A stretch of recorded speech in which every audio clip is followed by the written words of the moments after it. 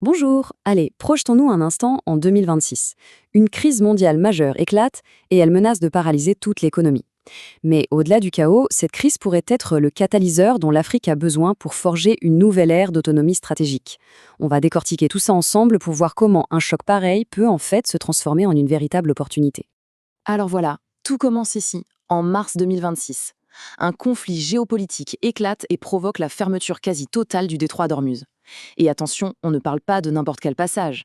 C'est carrément une des artères vitales du commerce mondial qui vient d'être sectionnée. Et tout de suite, les experts sont unanimes. On n'est pas sur une petite secousse, non, on parle d'un véritable séisme économique. Ces répercussions s'annoncent profondes, complexes, et elles touchent les chaînes d'approvisionnement à une échelle qu'on a rarement vue. Bon, première chose, regardons l'impact immédiat. Concrètement, qu'est-ce qui se passe quand on ferme, d'un coup, l'un des plus grands robinets énergétiques du monde? L'effet est immédiat, c'est la paralysie quasi totale. Le trafic maritime commercial s'effondre de plus de 85%. C'est comme si on regardait, en direct, toute la chaîne d'approvisionnement mondiale qui se fige. Et le chiffre, il donne le vertige. L'Agence internationale de l'énergie estime que l'offre mondiale de pétrole est réduite de 8 millions de barils par jour. Pour bien se rendre compte, c'est une coupe sèche, massive, qui fait tanguer tous les marchés mondiaux instantanément. Mais en fait, le problème est encore plus profond que ça. Parce que oui, le pétrole fait les gros titres, mais la crise de fond, elle se trouve dans l'arrêt de l'approvisionnement d'autres produits industriels qui sont tout aussi essentiels. On parle de soufre, de nitrate pour les engrais ou même de l'hélium, qui est indispensable pour les semi-conducteurs. Alors, forcément, ce choc localisé au Moyen-Orient ne reste pas local. Il se propage comme une onde de choc à toute la planète et très vite. Cette phrase de la directrice du FMI, Kristalina Georgieva, résume tout en fait. Il n'y a pas de sortie de secours. Le constat est le même partout, les prix grimpent, la croissance freine. On se retrouve donc face à un double choc, un phénomène économique vraiment redoutable qu'on appelle la stagflation. Ça rappelle un peu les crises des années 70. D'un côté, on a un choc d'offres, les pénuries font flamber les prix, et de l'autre, un choc de demande. Les entreprises et les ménages, étouffés par les coûts, coupent dans leurs dépenses. C'est un vrai casse-tête pour les banques centrales. Et la Banque mondiale, elle, met des chiffres précis sur ce ralentissement. Dans le scénario le plus optimiste, on perd 0,4 points de croissance mondiale. Mais si le conflit dure, attention, l'impact pourrait dépasser 1%, ce qui veut dire que de nombreuses économies basculeraient en récession. La vraie question du coup, c'est qui va être le plus touché? Parce que l'onde de choc ne frappe pas tout le monde de la même manière, loin de là. Certaines régions sont bien plus exposées que d'autres. Et c'est justement là qu'on va se pencher sur le cas de l'Afrique. Un continent qui, face à cette crise, se retrouve confronté à des défis bien spécifiques et particulièrement graves. Un rapport conjoint, notamment du PNUD, explique très bien pourquoi. Le Moyen-Orient, ça représente près de 16% des importations de l'Afrique et presque 11% de ses exportations.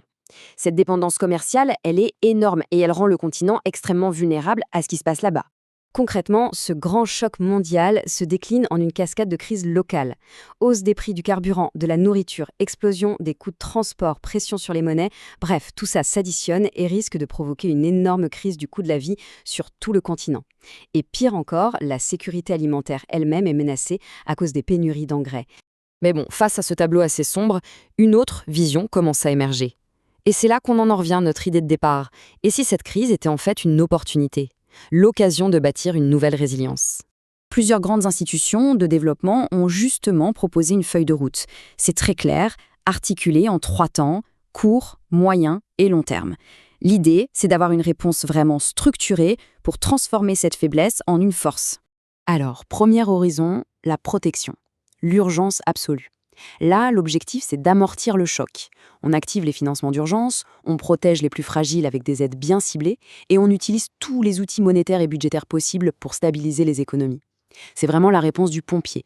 Une fois l'urgence passée, on passe à la deuxième étape, construire la résilience pour le futur. Ça veut dire quoi?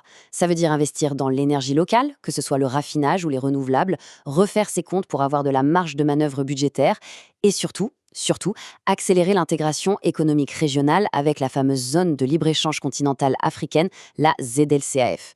Le but, moins dépendre de ce qui se passe à l'extérieur. Et enfin, la troisième étape, la vision à long terme, l'autonomie stratégique. L'ambition ici, c'est de créer des mécanismes à l'échelle du continent pour gérer les crises, de moins s'exposer aux jeux géopolitiques des grandes puissances et de faire entendre une voix africaine unie et forte sur la scène mondiale, notamment via l'Union africaine. Et ce qu'il faut bien comprendre, c'est que la clé de cette autonomie, c'est de resserrer les liens à l'intérieur même du continent. Du coup, accélérer un projet comme la ZLCAF, ce n'est plus juste une question d'économie, ça devient un impératif de sécurité, une question stratégique pour l'avenir du continent. Cette citation du rapport, elle résume parfaitement l'objectif final. On voit bien qu'il ne s'agit pas seulement d'économie, l'enjeu, c'est bien l'émergence de l'Afrique comme un acteur géopolitique à part entière, un acteur qui peut défendre ses propres intérêts et qui promeut la paix. Au final, la question reste entière. Ce plan est ambitieux, c'est sûr, mais il montre que même face à un danger immense, une transformation en profondeur est possible. Alors cette crise de 2026, si douloureuse soit-elle, pourrait-elle vraiment être l'étincelle qui lance une toute nouvelle ère pour l'Afrique ?